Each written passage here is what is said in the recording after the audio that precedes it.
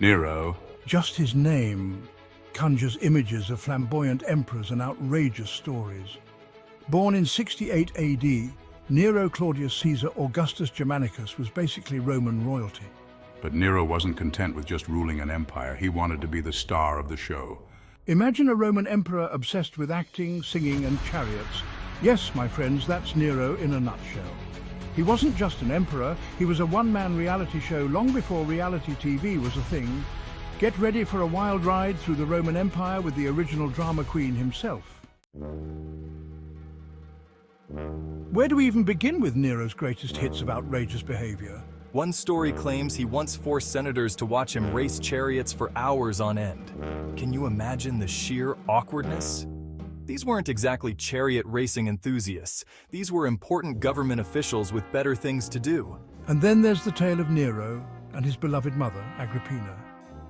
Rumor has it that he tried to off dear old mum on multiple occasions. There was the accidental boating incident, the collapsing ceiling debacle, the list goes on. But wait, there's more. Nero wasn't just a fan of chariots and familial drama.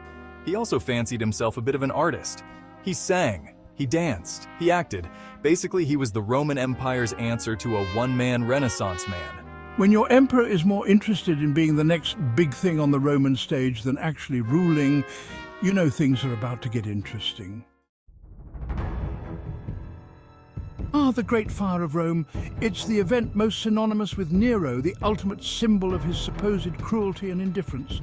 The story goes that in 64 AD, a massive fire ripped through Rome, destroying much of the city. And what was Nero doing while his people suffered?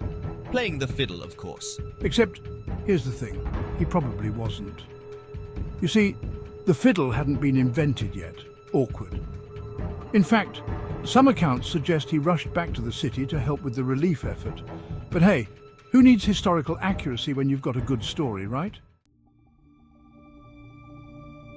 Section 4. A Mother's Love, Agrippina and Nero's Turbulent Family Ties. Now let's talk about family, shall we? Specifically, Nero's loving relationship with his mother, Agrippina the Younger. Agrippina was a force of nature, ambitious and ruthless, who would stop at nothing to secure her son's place on the throne.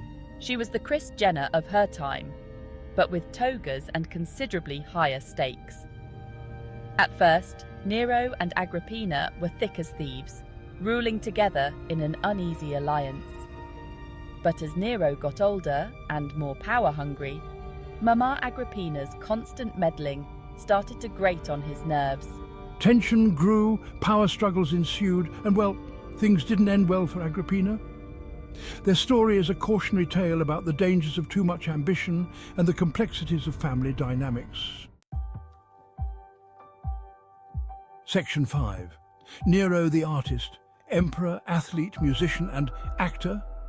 We've talked about Nero's political blunders and familial drama, but what about his artistic aspirations? You see, Nero didn't just want to rule an empire, he longed for the applause of the crowd.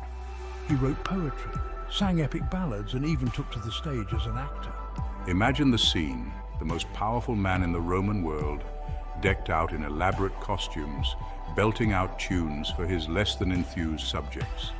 The thing is, by all accounts, I wasn't very good.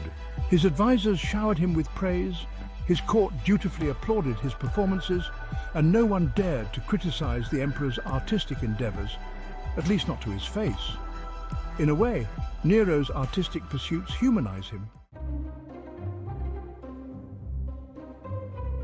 Section 6. Legacy of Laughs, Nero's enduring comedic appeal. Nero might have been a controversial figure in his time, but there's no denying his enduring comedic appeal. He's like the gift that keeps on giving, a treasure trove of hilarious anecdotes and outrageous stories that have tickled funny bones for centuries. Just think about it. The over-the-top drama, the outlandish rumors, the sheer absurdity of his reign. It's comedy gold. He's been the subject of countless plays, films, and even operas, each one trying to capture the outrageousness that was Nero. Even today, his name is synonymous with excess, vanity, and a healthy dose of the ridiculous. He's a reminder that history doesn't have to be dry and boring. It can be filled with laughter, intrigue, and larger-than-life characters who never fail to entertain. So the next time you're feeling bogged down by the mundane, remember Emperor Nero, the original drama queen. Section 7 curtain call, wrapping up the Nero comedy show. So there you have it. A glimpse into the hilariously chaotic world of Emperor Nero. He was a man of contradictions, a tyrant and an artist, a monster and a performer. His reign was a whirlwind of drama, intrigue and outrageous behavior that continues to fascinate and amuse us centuries later. Was he a villain, a misunderstood artist, a victim of his own ambition? Or maybe, just maybe, he was simply a bored emperor who knew how to put on a good show. Whatever your interpretation, there's no denying that Nero's life story is anything but dull.